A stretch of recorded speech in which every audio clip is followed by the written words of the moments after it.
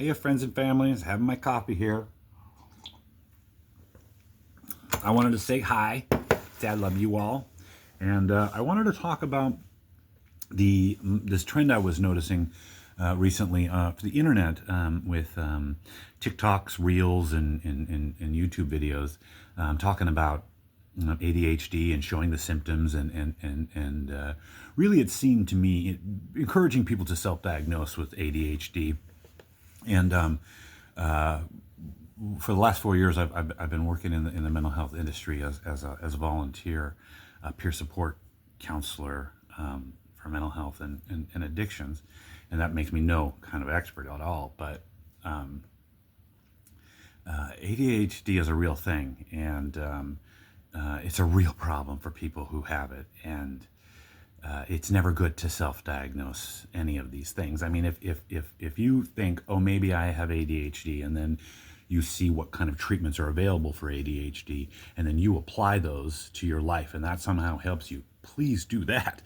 If that's helping you, not, besides like drug treatment or any of that kind of thing, you need to see a professional for all that. But before we decide we have an illness, we need to talk to people who really understand the extents of this. For instance, another thing that there's many other things you can have that wouldn't necessarily get diagnosed if you self-diagnose yourself as ADD. So as when I go on, when I went online and was consuming all this media to try to see, because several of my friends and family had mentioned to me that they thought they had ADHD, and I was trying to figure out exactly why they thought that. And then I was seeing all the symptoms. They're very common symptoms, and I was like, man, yeah, I have that, and I have that. I have difficulty remembering things. I'm highly distracted, so when I just got distracted, so I was thinking I have all of these kind of issues. So am I ADHD? No. That isn't my issue. And if I had self-diagnosed ADHD and didn't maybe seek for professional help, I might not have realized that I personally struggle with a personality disorder, bipolar personality disorder with a PTSD kicker, which is fun. So if I self-diagnosed and then didn't look into it further and just tried to treat myself for ADHD, that really wouldn't help it out. It really wouldn't help me much. And another thing that seems to happen with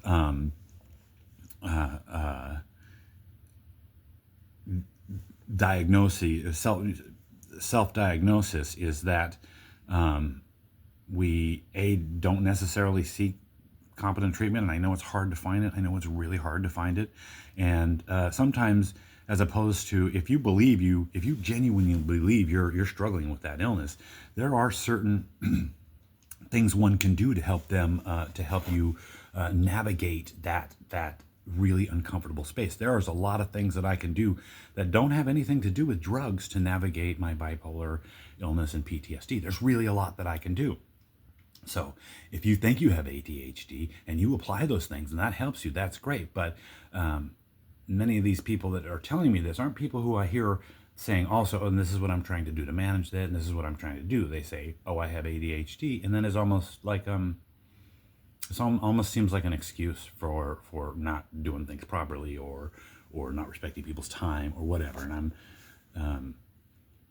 I'm really against using mental health diagnoses to hold ourselves back.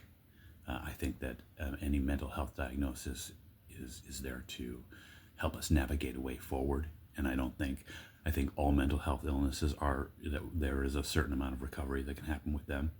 And so I don't think that even if we have these mental illnesses diagnosed, that we should allow that to hold us back, and certainly not allow people who are dealing with some other issues, let that hold them back. Sometimes a label can really hold a person back in their in internal world as well as their external world. But here's another thing I noticed with that whole internet thing telling me that we have ADHD is that another thing that happens with having a phone and all these constant interruptions and watching all these these videos, the very format that I was receiving this information on, is that is producing in us most of these symptoms of ADHD: short attention span, difficulty remembering, because you're distracted all the time. You go to pick up your phone to do a thing real quick, and there's messages, and there's apps are trying to get your attention. Even when you're in the restroom, there's no time to sit and think and navigate your space, because it's kind of always there. And your brain needs downtime to remember. It needs downtime to sort out important information versus non-important information. It's actually really important for the brain to be bored sometimes. And right now, it seems like a lot of people are just terrified of being bored.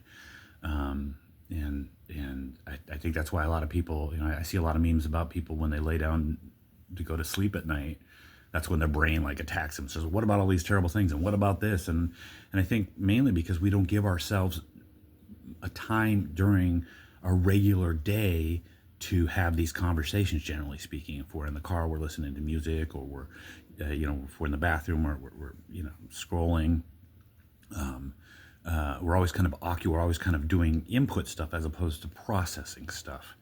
And so in a way, it almost feels like the internet, or the reels and those, the apps and that kind of social media. We'll call it social media as opposed to the social media seem to be saying, don't worry about all of the symptoms that are happening because you are looking into your phone all the time, and you're not having enough time to marinate and think about who you are. Don't worry about all the weird side effects of memory loss and all that. It's probably just ADHD, so just don't worry about it. Go about your business. There are some of them. There are absolutely some great YouTubers out there who talk about their illness and explain their illness and definitely help people navigate it. But these are not minute and a half videos. Like managing these illnesses is really, really hard for the people who have it. And I don't know if you've ever dealt with an illness and then had a healthy person joke about having that illness. It is really difficult to deal with sometimes. I'm not necessarily saying these people are joking. I think that they're recognizing symptoms in themselves and something seems wrong.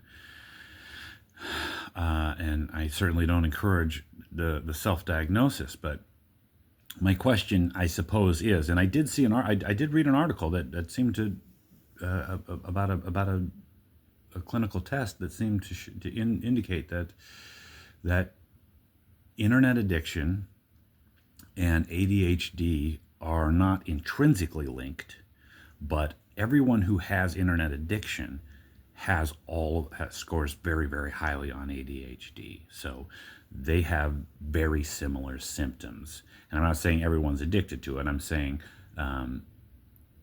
there's a point where this can be a problem for you as opposed to being an addiction. And if it's a problem, then there's going to start being symptoms. And if you're noticing symptoms, then it's a problem. And maybe before you diagnose yourself with a major serious illness, maybe there's other ways of looking at it first, and taking a look at what these symptoms are. But you're gonna need to put the phone down. You're gonna need to walk away from the computer. You're gonna need to take some time to process. All right. Anyway, I'm not trying to tell anyone what to do. I'm just trying to tell you I love you, and I hope that you're finding your way out there. All right.